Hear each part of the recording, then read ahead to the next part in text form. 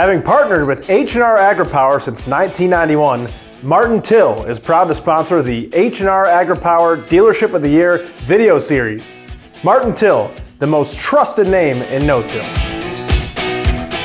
You know, I got one of my pieces I've got back here is in 1983 or 84. I've got the article that has, when they had the big depression kind of, there was 11 or 12 companies.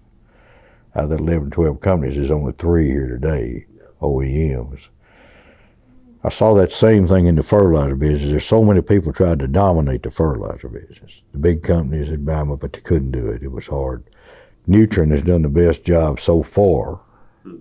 They bought up a lot, but traditional in the fertilizer business, my 30-something years, pretty soon they just went out. The big ones went out. They couldn't do it either. I don't know. I think I'm bothered a little bit about, you know, John Deere's solid.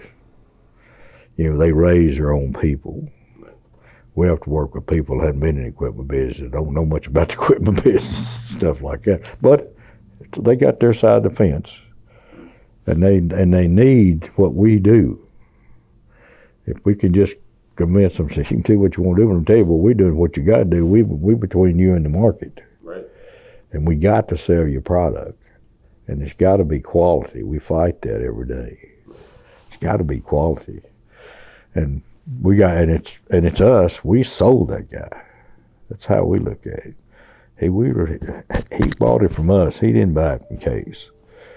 He bought it from us and our reputation. Our reputation pretty good in this market where we are. Now, we've got out of it out here. We're not, but we've made a pretty good mark in that. We pride ourselves in being good at what we do. And seriously, that guy's probably right. He's probably wrong, but he's gonna come out of it on the good side of it. That's what we call doing the right thing.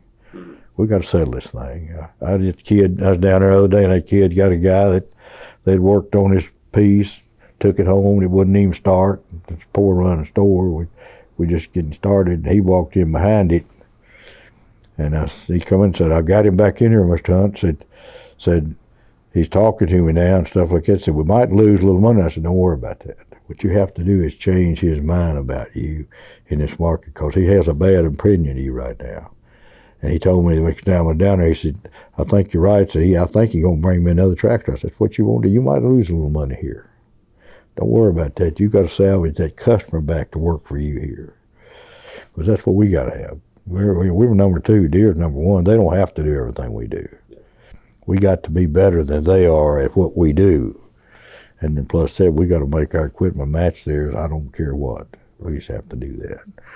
That's my 2 cents worth in here.